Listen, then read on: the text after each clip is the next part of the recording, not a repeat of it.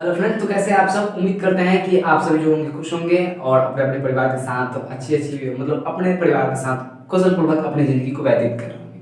उसी प्रकार हम भी अपने परिवार के साथ कुशलपूर्वक अपने जो जीवन है, अपनी जो ये लाइफ है, उसको हम स्पेंड कर रहे हैं। और साथ ही साथ कुछ सहारा आप लोग का भी चाहिए, क्योंकि अगर आप लोग सहारा नहीं देते, अगर आप लोग सहारा नहीं देते तो हमारे चैनल नहीं चल पाएगा, और चैनल नहीं चल पाएगा तो फिर थोड़ी सी आएगी प्रॉब्लम, आएगी लेकिन थोड़ी सी तो आएगी। ठीक है, तो इसलिए इस चैनल को सब्सक्राइब करें, चैनल को लाइक करें, शेयर करें, और अपने पसंदीदा वीडियो को कम से कम 2 आदमी के पास शेयर जरूर करें, 2 व्यक्तियों के पास शेयर जरूर करें, जिनको 2 स्टूडेंट्स के पास शेयर जरूर करें जिनको इस वीडियो की सख्त जरूरत है। ठीक है, तो हम लोग बढ़ते हैं अपने वीडियो की तरफ। तो जैव पराक्रम का फर्स्ट लेक्चर मैंने रिलीज कर दिया है, और हमारा नहीं आपका चैनल, ये जो राज साइंस क्लासेस है हमारा नहीं आप हम सभी का चैनल है। ठीक है, तो इस चैनल पे हम लोगों ने अपना वीडियो अपलोड कर दिया है, और जैसे कि सभी बायोलॉजी की वीडियो को अच्छा खासा प्यार मिलता है, देखते हैं इस बायोलॉजी की वीडियो को भी कितना प्यार मिलता है, कितना दुलार मिलता है, ये सब आप लोगों पर डिपेंड करता है। ठीक है, अब हम अपना वीडियो स्टार्ट करेंगे, तो उससे पहले देखिएगा क्या कि मतलब मेरा first lecture and second lecture release हो चुका है। ठीक है, अब मेरा ये है जो थर्ड लेक्चर है,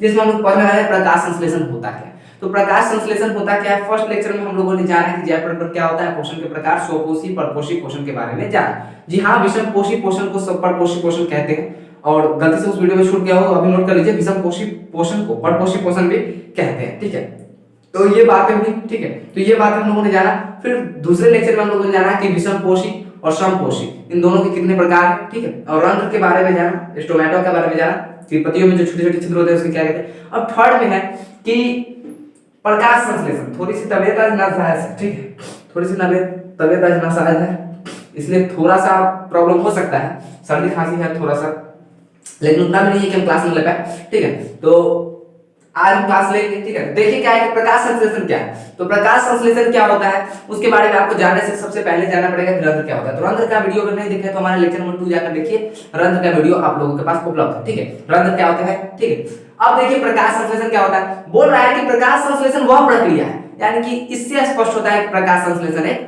प्रक्रिया है। बोल कह रहा है कि प्रकाश संश्लेषण वह प्रक्रिया है जिसमें पौधे रंध्रों से सूर्य प्रकाश की उपस्थिति में वायु से CO2, गौर से समझिएगा, प्रकाश संश्लेषण वह प्रक्रिया है जिसमें पौधे रंध्रों से, मतलब पौधे रंध्र से, और यहाँ पे कॉमा आ गया यानी कि बीच में कोई टॉपिक देगा, तो पौधे जो है रंध्र की सहायता से, पौधे की जो पत्तियों में जो रंध्र होते हैं उसकी सहायता से, अब किसकी उपस्थिति में देखिए तो सूर्य प्रकाश की उपस्थिति में वायु से, सूर्य प्रकाश की उपस्थिति में रंध्रों से, सूर्य प्रकाश की उपस्थिति में वायु से कार्बन डाइऑक्साइड तथा भूमि से जल लेकर क्या करते हैं, कार्बनिक खाद्य पदार्थ, जटिल कार्बनिक खाद्य पदार्थ, जटिल, जी हाँ, जटिल कार्बनिक खाद्य पदार्थों का निर्माण करते हैं, जैसे कि कार्बोहाइड्रेट्स का निर्माण करते हैं, तथा ऑक्सीजन को क्या करते हैं, बाहर निकालते हैं।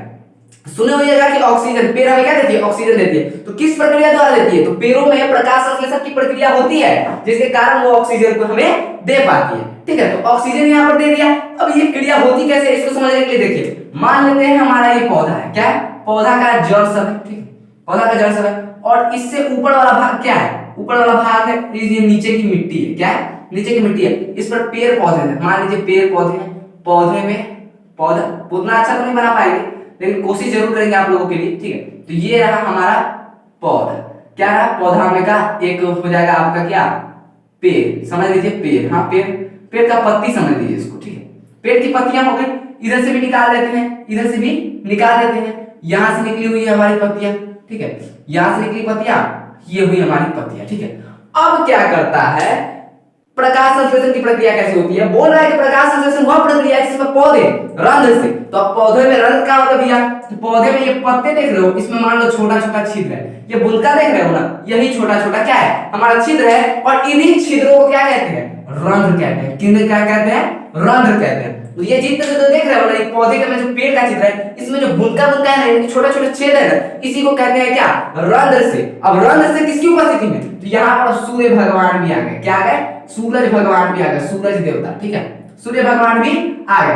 अब ये सूर्य प्रकाश दे रहे हैं किसको, पौधे को, तो सूर्य प्रकाश यानी कि H-, ठीक है। अब इसकी उपस्थिति में, सूर्य प्रकाश की उपस्थिति में वायु से कार्बन डाइऑक्साइड लेते हैं, इस रंग की सहायता से ही जो आपकी वायुमंडल में जो कार्बन डाइऑक्साइड होती है उसको कार्बन डाइऑक्साइड को कौन करता है, खींचता है। कौन, ये आपका रंग खींचता है। क्या करता है, खींचता है, अपनी ओर खींचता है, इस कार्बन डाइऑक्साइड को अपनी ओर खींचता है। साथ में भूमि से जल लेकर, साथ ही भूमि से जल लेकर। अब भूमि से जल कैसे लेता है, देखिए इतना बड़ा ऊपर इसके नीचे का तो मिट्टी हो गया, अब ये सब जल है। क्या है, जल। अब ये सब क्या करेगा कि छोटा छोटा पानी का बूंदा होता है जमीन में, जानते करते हैं कि जमीन जल का मुख्य स्रोत एक वर्षा जल है और एक भूमिगत जल है, ठीक है। तो जल जो होता है भूमि से लेता है, ये क्या करता है, भूमि से ले लेगा, ऐसे करके ऊपर की ओर जल ले जाएगा, ठीक है। तो जल लेकर जटिल कार्बनिक खाद्य पदार्थ जैसे कार्बोहाइड्रेट, यानी कि कोई जटिल कार्बनिक खाद्य पदार्थ बनाएंगे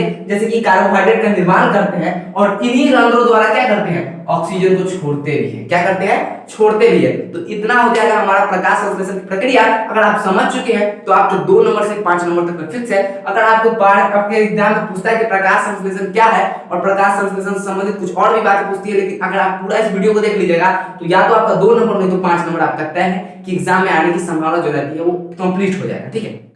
कार्बन डाइऑक्साइड जो होता है, ठीक है, कार्बन डाइऑक्साइड क्लोरोफिल की सहायता से आप सभी जानते हैं प्रकाश संश्लेषण की प्रक्रिया। प्रकाश संश्लेषण के बारे में हम लोगों ने जाना कि प्रकाश संश्लेषण क्या होता है, ठीक है, इसकी परिभाषा के बारे में जाना।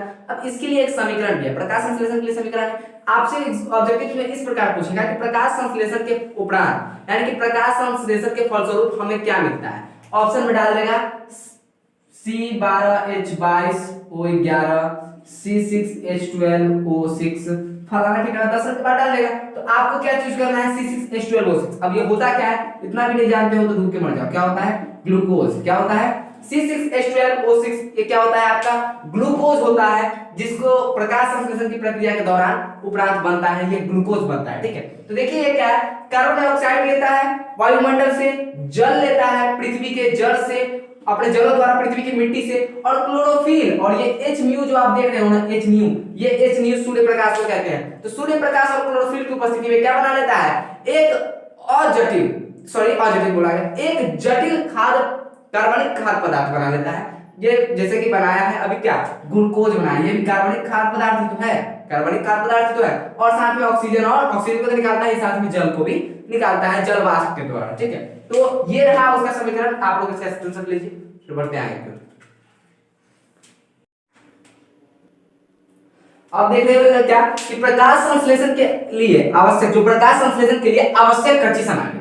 अब ये तो जान के भैया कि प्रकाश संश्लेषण की एक प्रक्रिया होती है, ये भी जानते हैं। एक एग्जांपल लेते हैं, मानते हैं कि जानते हैं दाल भात बनता है, सब्जी बनता है, लेकिन इसको बनाने के लिए भी तो कुछ जरूरत होता है ना। उसी प्रकार जानते हैं क्या कि प्रकाश संश्लेषण की भी क्रिया होती है, लेकिन अब इस क्रिया जो होती है, ये क्रिया, इसमें कुछ ना कुछ तो इस्तेमाल होता था, तभी ना कोई प्रक्रिया होती है जी। मान लीजिए हाइड्रोजन और ऑक्सीजन के अणु को मिलाते हो, अभिक्रिया कराते हो, तब ना जल बनता है। तो उसी प्रकार प्रकाश संश्लेषण के लिए भी कुछ कच्ची सामग्री है। कच्ची सामग्री कहते हैं मतलब समझे कि जिससे कोई छोटे-छोटे सामान जिसका इस्तेमाल करके हम कोई प्रोसेस करते हैं। तो प्रकाश संश्लेषण के प्रोसेस करने के लिए कुछ कच्ची आवश्यकताओं पड़ेगी, कुछ कच्ची सामग्री होगी। तो वही कच्ची सामग्री पड़ेंगे कि जिसके बिना प्रकाश संश्लेषण संभव नहीं है। तो प्रकाश संश्लेषण के लिए सबसे पहली अगर कोई है कच्ची सामग्री जिसकी जरूरत पड़ती है तो वो है सूर्य प्रकाश। क्या होता है, सूर्य प्रकाश, ठीक है। क्योंकि इसी की उपस्थिति में, जी हाँ, सूर्य प्रकाश इसी की उपस्थिति में क्या करता है, जो रंग होता है वो कार्बन डाइऑक्साइड गैस लेता है, ठीक है। प्रकाश, सूर्य प्रकाश, इसको H न्यू से भी हम लोग दर्शाते करते हैं, H न्यू से, ठीक है। अब पहला हो गया, दूसरा होता है क्लोरोफिल। तो आप बोलिएगा कि क्लोरोफिल तो सर आप बोलबे नहीं किए, तब वो इसको कहीं और से लेने की जरूरत नहीं होती है, ठीक है। ये जो है ना आपका क्लोरोफिल जो है ये कहां मिल जाएगा आपको, कुछ गलती है क्या, नहीं, सब सही है, ठीक है। क्लोरोफिल जो है आपका वो कहां मिल जाएगा, क्लोरोफिल आपके हरे हरे पौधे के अंदर पाया जाता है, ठीक है। तो ये क्लोरोफिल मिल जाएगा हमारे पे, तो इसको कहीं से लेने की जरूरत नहीं होती है, ये खुद अंदर होता है। अब क्लोरोफिल हो गया। अब उसके बाद जो आपको जरूरत पड़ता है तीसरा चीज, वो होता है आपके अगल बगल के वायुमंडल वाला गैस, यानी कि कार्बन डाइऑक्साइड, जिसको आप लोग बोलते हो CO2। इसकी आवश्यकता भी पड़ती है, क्योंकि इसके बिना तो प्रकाश, जैसे हम लोग जीने के लिए क्या लेते हैं, ऑक्सीजन, प्राण वायु हम लोग का क्या है, ऑक्सीजन। उसी प्रकार पौधों का प्राण वायु क्या है, कार्बन डाइऑक्साइड। अगर उन्हें कार्बन डाइऑक्साइड नहीं मिलेगा तो वो जिंदा नहीं रहेंगे, वो मुरझा जाएंगे, ठीक है। तो कार्बन डाइऑक्साइड उनके लिए जरूरी है, ठीक है। उसके साथ साथ चौथा में जो आपका आता है वो जल। क्या होता है, जल, जिसको आप लोग बोलते हैं H2O। तो आप लोग को अभी भी बताया है कि सूर्य प्रकाश तो सूर्य से प्राप्त होता है, स्रोत है। क्लोरोफिल तो पौधे में ही होता है। कार्बन डाइऑक्साइड जो है आपके, वो आपके वायुमंडल से आता है। कहां से आता है, वायुमंडल से। कहां से आता है, वायुमंडल से इसको हम लेते हैं। और जो आपका ये जल आता है, ये कहां से आता है, भूमि से आता है। क्या से आता है, भूमि से आता है, यानी कि जमीन के नीचे से आता है। ठीक है, भूमि के अंदर लिखना बेहतर होगा, भूमि के अंदर जलों द्वारा, जलों द्वारा बेस्ट रहेगा। हाँ, भूमि के अंदर जलों द्वारा आता है। ठीक है, तो इसमें हमें कहने की कोई आवश्यकता नहीं है, इसका स्क्रीनशॉट लीजिए। फिर हम बताते हैं कि प्रकाश संश्लेषण में कौन कौन सी क्रियाएं होती है। अब अगर बात करें कि प्रकाश के संश्लेषण में कच्ची सामग्री की तो आवश्यकता हमें पूरी होगी कि प्रकाश संश्लेषण में कच्ची सामग्री भाई कौन कौन से हमको इस्तेमाल करनी है। ठीक है, तो इतना तो हमें मालूम पड़ गया कि प्रकाश संश्लेषण में कौन कौन सी कच्ची सामग्री हमें उपलब्ध करानी होती है, कौन कौन सी कच्ची सामग्री को हमें रखना पड़ता है, जिसके कारण प्रकाश संश्लेषण की प्रक्रिया हो पाती है। साथ ही साथ आपको यह भी जानना जरूरी है कि प्रकाश संश्लेषण में होता आखिर क्या है। जैसे कि भाई आप सभी जानते हो, नॉर्मल हम सबसे बोलते हैं क्योंकि हम भाई गांव से हैं, तो एग्जाम्पल भी लेंगे तो गांव वाला ही लेंगे। ठीक है, तो देखिए भाई इतना बता रहे हैं कि आप सभी घर में जानते हैं कि कच्ची सामग्रियां, चावल जो होती है आपके घर, जिसको आप लोग भात बनाने में कौन कौन सी सामग्री का इस्तेमाल करते हो, कच्चे चावल। ठीक है, चावल हो गया, पानी हो गया, गैस हो गया। ठीक है, इतना क्या करते हो ना। अब इसके दौरान कौन कौन सी प्रक्रिया होती है, तो कच्ची सामग्री है भाई, इतना रखेंगे तो भात बन सकता है। लेकिन अब करेंगे क्या, तो गैस चालू करते हो, गैस चालू करते हो तो क्या होता है, पानी पहले खौलता है, क्या होता है, उबलता है। तो पानी क्या हुआ, उबला, उसके बाद उसमें चावल को हम लोग डालते हैं, उसके बाद चावल भी उसमें क्या होता है, खदकता रहता है, उबलता रहता है, जिसके कारण उसमें पानी घुसता रहता है और वो क्या होता रहता है, फूलता रहता है, फूल फूल के बन जाता है। उसके बाद हम क्या करते हैं, फिर उसको पसा देते हैं, उसके बाद हमारा भात तैयार हो जाता है। तो भात तैयार होने का कितना प्रोसेस है, इतना सारा प्रोसेस है। तो उस भात बनाने में क्या क्या हुआ, चावल को आपको, चावल से आपको भात बनाने में कितना समय लगा, क्या क्या हुआ, इस सब हुआ कि नहीं हुआ, तो इसी के बारे में जानना है। कि प्रकाश संश्लेषण के लिए कच्ची सामग्री तो हमको मिल गया कि कौन कौन सी कच्ची सामग्री चाहिए, ये तो हमें मिल गया। लेकिन अब जो कच्ची सामग्री मिल गई, अब कच्ची सामग्री मिल गई, अब ये जो कच्ची सामग्री मिली है, इनका होता क्या है, अब ये देखना है। तो वही बता रहे हैं आपको क्या, कि प्रकाश संश्लेषण के दौरान घटने वाली घटना, यानी कि प्रकाश संश्लेषण की अगर क्रिया होती रहेगी तो कौन कौन सी घटनाएं घटती है वो देखिए। जिसमें से सबसे पहला होता है क्या, क्लोरोफिल। ये जो आपका क्लोरोफिल की जो उपस्थिति में आप कराते हो, सूर्य प्रकाश और क्लोरोफिल की उपस्थिति में जो होता है ना हमारा, अगर आप लोगों को प्रकाश संश्लेषण की अगर डिफिनेशन थोड़ा सा और सुधारना है तो हम लिखेंगे सूर्य प्रकाश की उपस्थिति में, लिख दीजिएगा उसी में सूर्य प्रकाश तथा क्लोरोफिल की उपस्थिति में। ठीक है, तो यहाँ क्लोरोफिल द्वारा प्रकाश ऊर्जा का अवशोषण। अब ये जो क्लोरोफिल रहता है प्रकाश संश्लेषण की प्रक्रिया में, तो जो बाहर से जो सूर्य का जो प्रकाश आता है ना, उस प्रकाश को कौन सोख लेता है, इस प्रकाश को कौन अवशोषित कर लेता है, तो ये क्लोरोफिल भैया जो होते हैं वो कहते हैं क्या, कि ना सूर्य प्रकाश भैया कहाँ जाएगा, सूर्य के प्रकाश जो होते हैं उसको कहते कहाँ जाइएगा, कहाँ जाइएगा, बच के। ठीक है, आइए हमारा घर चाय पानी पीजिए, तो उसी वही चाय पानी पिलाने कहाँ ले जाते हैं, क्लोरोफिल अपने आप में उसको अवशोषित कर देते हैं। ठीक है, इतना काम हो गया। अब देखिए दूसरा है, अब जो प्रकाश ऊर्जा को क्लोरोफिल अवशोषित कर लिया, लेकिन अब प्रकाश ऊर्जा को रासायनिक ऊर्जा में भी रूपांतरित करना होता है। इस जो क्रिया के दौरान होता है प्रकाश संश्लेषण की जो प्रक्रिया होती है, इसमें जो आपका प्रकाश ऊर्जा जो होता है, तो प्रकाश की ऊर्जा को अवशोषित कर लिए। अब वो प्रकाश ऊर्जा जो अवशोषित प्रकाश ऊर्जा है उसको रासायनिक ऊर्जा में रूपांतरित करना। तो रूपांतरित मतलब बदलना। अब प्रकाशिक ऊर्जा है, सूर्य की प्रकाश की ऊर्जा है, अब उसको रासायनिक ऊर्जा में हमको परिवर्तन करना होता है, तथा जल के अणुओं को हाइड्रोजन और ऑक्सीजन के अपघटन करना होता है। मतलब समझे क्या होता है कि सूर्य प्रकाश को अवशोषित, प्रकाश ऊर्जा को अवशोषित करता है क्लोरोफिल, और क्लोरोफिल जो अवशोषित प्रकाश ऊर्जा को है, अब जो प्रकाशित हो गया, अब उस अवशोषित प्रकाश की ऊर्जा को अब क्या करना होगा, अब उसको रासायनिक ऊर्जा के रूप में कन्वर्ट करते हैं। किसमें, रासायनिक ऊर्जा के रूप में बदलते हैं। कौन सी प्रक्रिया के अंतर्गत, तो प्रकाश संश्लेषण की प्रक्रिया के अंतर्गत ही। इतना हो गया, ना सिर्फ उसको रासायनिक ऊर्जा में बदलते हैं, उसके बाद जो आपका जो जड़ से जो जल लिया रहता है ना, मिट्टी से जो जल सूखा रहता है, आपका जो पौधा होता है, उस जल को भी आप सभी जानते हैं कि जल दो अणुओं से मिलकर बना होता है, एक हाइड्रोजन के और एक ऑक्सीजन के। तो इसी हाइड्रोजन और ऑक्सीजन के अणु को तोड़ देता है, अपघटित कर देता है। क्या करता है, अपघटन। तो ये देख रहे होंगे कि जल अणुओं का H2 तथा O2 में अपघटन करता है, मतलब हाइड्रोजन और ऑक्सीजन में अपघटन करता है। इतना हो गया हमारा दो को। अब तीसरा देखिए, बोल रहा है कि कार्बन डाइऑक्साइड को कार्बोहाइड्रेट में अपचय। अब ये जो आपका कार्बन डाइऑक्साइड गैस होता होता है ना भैया, इसको भी क्या कर देता है, वो कार्बोहाइड्रेट में चेंज कर देता है, वही जटिल खाद्य पदार्थ वाला कार्बोहाइड्रेट। ठीक है, आवाज आ रही है, कोई दिक्कत नहीं ना जी? हमें कभी लगता रहता है कि माइक शायद मेरा थोड़ा सा स्लो चलता है। हेलो, समझ में आ रहा है ना जी थोड़ा सा?